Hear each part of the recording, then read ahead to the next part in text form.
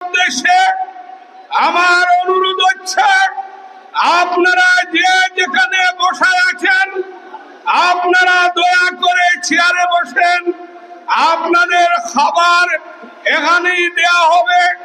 সবার হাতে খাবার পৌঁছার পরে আপনারা আমাদের ঘোষণা দেওয়ার পরে চেয়ার থেকে উঠবেন। আমরা এই সিদ্ধান্ত বাস্তবায়ন করতে পারবো তো ইনশাআল্লাহ? শ্রমিক কল্যাণের আজকের এই ডেলিগেটরা বাংলাদেশের স্বাধীনতা সার্বভৌমত্বের অতন্ত্র প্রহরী। সংগ্রামী বন্ধুরা, আমার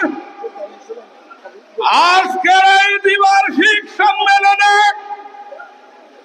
একটি প্রস্তাবনা পাশ করার কথা ছিল,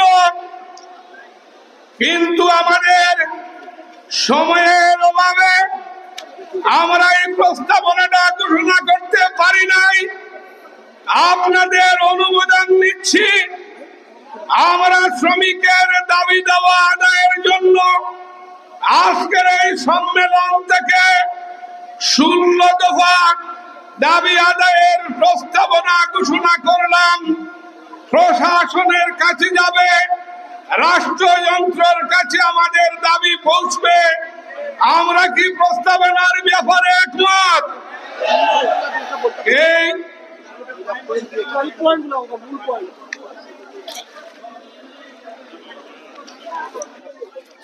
আমাদের এই প্রস্তাবনার মধ্যে রয়েছে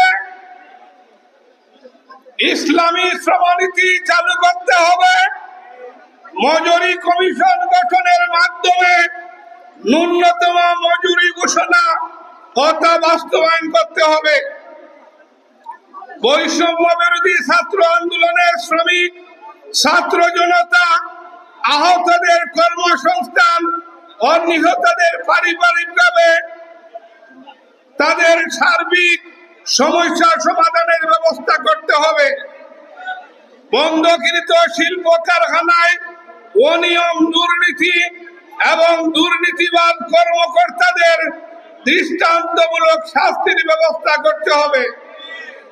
দোকান, হোটেল, দর্জি, নির্মাণ, রাইস মিল, স্যানিটারি, টাইলস, কৃষি, মৎস্য, চারকোয়েল, চা শ্রমিক সহ পরিবহন শ্রমিক সহ সকল পর্যায়ের শ্রমিকদের আজকের এই বাজার দরের যে উচ্চ মূল্য, সকল পর্যায়ের শ্রমিকদের রেশনিং ব্যবস্থা রাষ্ট্রের পক্ষ থেকে করতে হবে।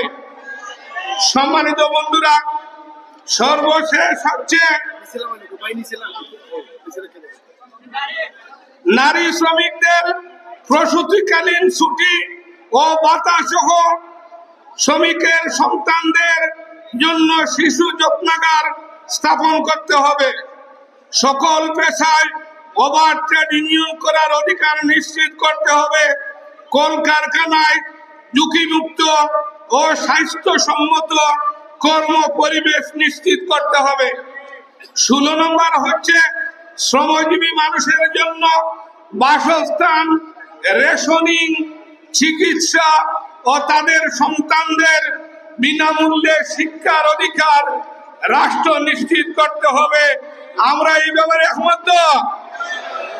সংগ্রামী বন্ধুরা, আজকের প্রধান অতিথি, বিশেষ অতিথি সহ সাংবাদিক বন্ধুগণ, শ্রমিক নেতৃবৃন্দ, সুধী শুভাকাঙ্ক্ষী এবং ডেলিগেট, আপনারা যারা শ্রমিক কল্যাণের এই ঐতিহাসিক সম্মেলনে এসে যোগদান করে সম্মেলনকে সফল ও সার্থক করেছেন, আপনাদের সবাইকে মুবারকবাদ জানাচ্ছি।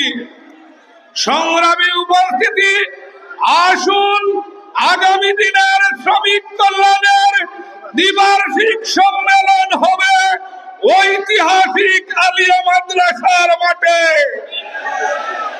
এবং ওই সম্মেলনে সিলেটের এমন কোন কারখানা, এমন কোন প্রতিষ্ঠান, এমন কোন শ্রমিক বাকি থাকবে না যারা শ্রমিক কল্যাণের দাওয়াতির কার্যক্রমের বাইরে রয়েছে।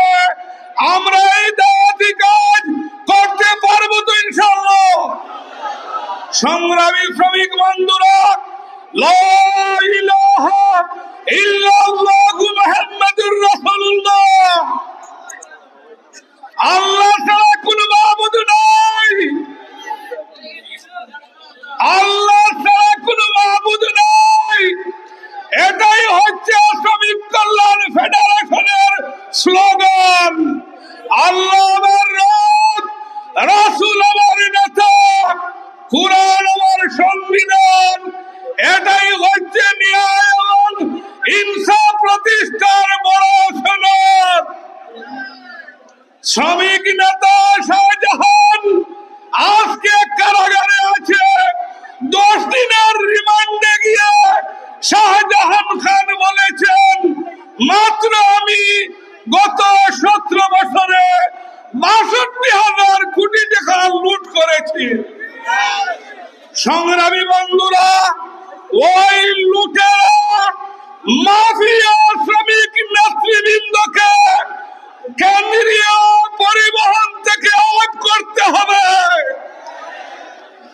যারা শ্রমিকের অধিকারের জন্য লড়াই করে না, শ্রমিকের ন্যায় এবং ইনসাফ প্রতিষ্ঠার কল্যাণের দিকে মনোযোগ দেয় না, ওই সমস্ত শ্রমিক নেতা আমরা চাই না।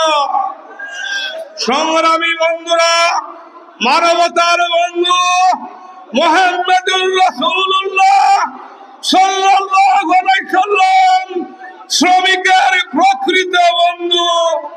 তিনি বলছেন, আল কাসিবু হাবিবুল্লাহ।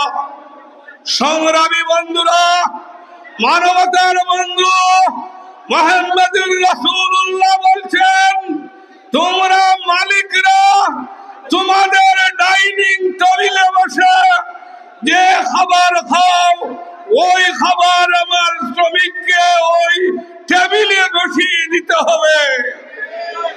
আমরা শ্রমিক এবং মালিকের মধ্যে বৈষম্য দেখতে চাই না। আমরা নির্মাণ শ্রমিক, পৃথিবীর বিনির্মাণে ভূমিকা রাখে। ওই নির্মাণ শ্রমিক 10 তলা বিল্ডিং এর কাজ কমপ্লিট করে আমার ভাই কলোনিতে গিয়ে ঘুমায়। আমার ভাই ঔষধ ফ্যাক্টরিতে কাজ করে আমার শ্রমিক, কিন্তু তার সন্তানের ঔষধের প্রয়োজন হলে সে তার সন্তানকে ঔষধ দিতে পারে না। তাই সম্মানিত বন্ধুরা, আসুন বাংলাদেশের রাজনীতির গতি প্রকৃতিকে পাল্টে দেওয়ার জন্য বাংলাদেশ শ্রমিক কল্যাণ ফেডারেশন সিদ্ধান্ত নিয়েছে। আমরা ওই সিদ্ধান্তের কারিগর হিসেবে কাজ করব ইনশাআল্লাহ। সংগ্রামী শ্রমিক জনতা, সর্বশেষে যে কথা বলতে চাই, বাংলাদেশের মানুষ ন্যায় এবং ইনসাফ প্রতিষ্ঠার আন্দোলনকে বিজয়ী করার জন্য অপেক্ষায় আছে। শ্রমিক কল্যাণ ফেডারেশনের অভিভাবক সংগঠনের নেতৃবৃন্দ যে যেখানে ওই নির্বাচনে অংশগ্রহণ করবেন, আমরা তাদের বিজয়ের জন্য কাজ করব ইনশাআল্লাহ। আগামী দিনের সকল সংগ্রামে দেশ গঠনে বাংলাদেশ শ্রমিক কল্যাণ ফেডারেশন কার্যকর ভূমিকা রাখবে এবং শ্রমিক কল্যাণ আগামী দিনের বাংলাদেশ বিনির্মাণে ভূমিকা রাখবে। ওই ভূমিকায় আজকের এই ডেলিগেট ভাইয়েরা কার্যকর ভূমিকা রাখবেন, এই আহ্বান রেখে আমি আমার কথা এখানে শেষ করছি। বাংলাদেশ জিন্দাবাদ, শ্রমিক কল্যাণ ফেডারেশন জিন্দাবাদ। আজকের এই দ্বিবার্ষিক সম্মেলন সফল হোক, সার্থক হোক। জিন্দাবাদ, জিন্দাবাদ।